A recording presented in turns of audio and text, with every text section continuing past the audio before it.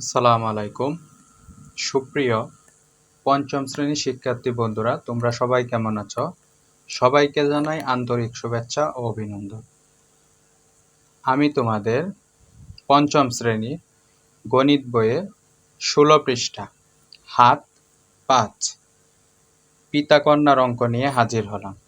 অঙ্কটি একদম সহজ নিয়মে করে দেওয়ার চেষ্টা করব, যেন তোমরা সহজে বুঝে আরও পিতা পুত্রে পিতা কন্যার যে অঙ্কগুলো আছে সবগুলো সমাধান করতে পারো। চলো শুরু করি। পিতা ও কন্যার বয়সের সমষ্টি ৮০ বছর। সমষ্টি কথার অর্থ কি? সমষ্টি মানে হচ্ছে পিতা এবং কন্যার বয়স দুইজনের একসাথে বলা আছে ৮০ বছর। পিতার বয়স কন্যার বয়সের 4 গুণ।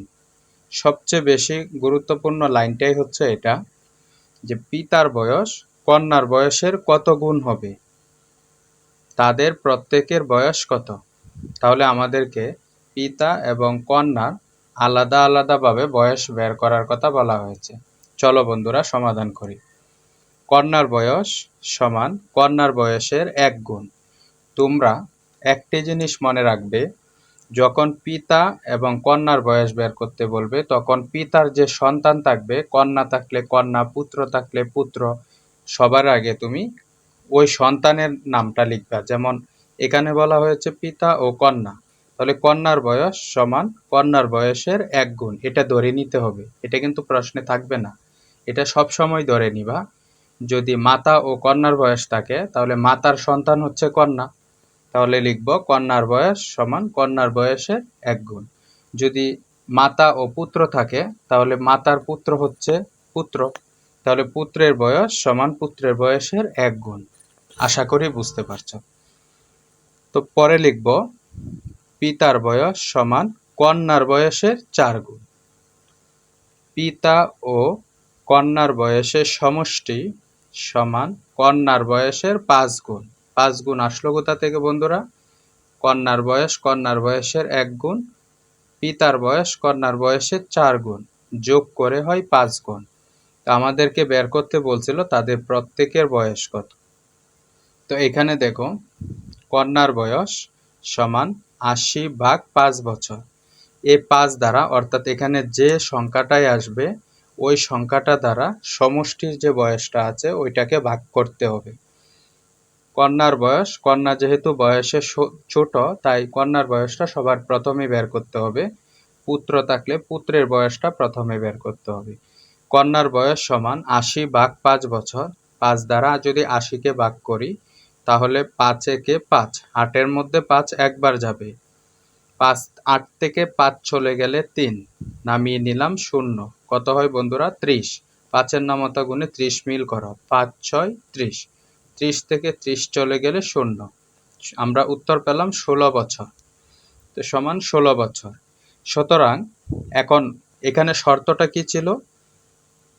পিতার বয়স সমান কন্যার বয়সের 4 গুণ। তো আমরা কন্যার বয়স তো পেয়ে গেলাম। কন্যার বয়স কত? 16 বছর। তো 16 বছরের সাথে পিতার 4 গুণ গুণ করে দিলেই পিতার বয়স চলে আসবে। 4 6 24, 24-এর 4, হাতে আছে 2, 4 একে 4 আর 2 6, 64 বছর। উত্তর হচ্ছে কন্যার বয়স 16 বছর, পিতার বয়স 64 বছর। আমি তোমাদের আরেকটি অঙ্ক সলভ করে দিব, সেটি হচ্ছে পঞ্চম শ্রেণী বইয়ের 20 পৃষ্ঠায়। এখানে 10 নংয়ে বলা আছে, অনুশীলনীর প্রশ্ন, মা এবং পুত্রের বয়সের সমষ্টি 60 বছর। মায়ের বয়স পুত্রের বয়সের 3 গুণ। কার গুণ? আবার বলি, মায়ের বয়স পুত্রের বয়সের 3 গুণ। তার মানে পুত্রের বয়স যত বের হবে তার 3 গুণ করলে মায়ের বয়স তার 3 গুণ করলে কার বয়স বের হবে? মায়ের বয়স বের হবে। তাদের প্রত্যেকের বয়স কত? আলাদা আলাদাভাবে তাদের বয়স নির্ণয় করার কথা বলা হয়েছে।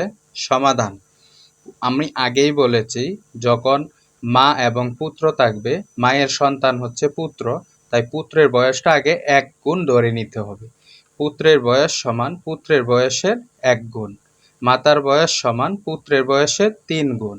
মাতা ও পুত্রের বয়সের সমষ্টি সমান পুত্রের বয়সের 4 গুণ। সুতরাং পুত্রের বয়স সমান, সর্বমোট বয়স কত দেওয়া আছে বন্ধুরা? 60 বছর। 60কে আমরা এই যোগফল দ্বারা ভাগ করব। পুত্রের বয়স সমান 60 ভাগ 4 বছর সমান 15 বছর। কিভাবে আসলো? 4 দ্বারা যদি আমরা 6কে ভাগ করি, একবার যাবে, 4 একে 4।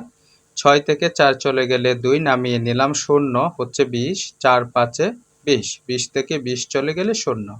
আশা করি বুঝতে পারছো। এগুলো তো তারপরেরটা দেখো, মাতার বয়স সমান পুত্রের বয়সের কত গুণ বলছিল? 3 গুণ। তো 15 গুণ 3 সমান 45 বছর। 3 5-এ 15-র 5, হাতে আছে 1, 3 একে 3 আর 1 4 সমান 45 বছর। উত্তর, মাতার বয়স 45 বছর, পুত্রের বয়স সমান কত? 15 বছর।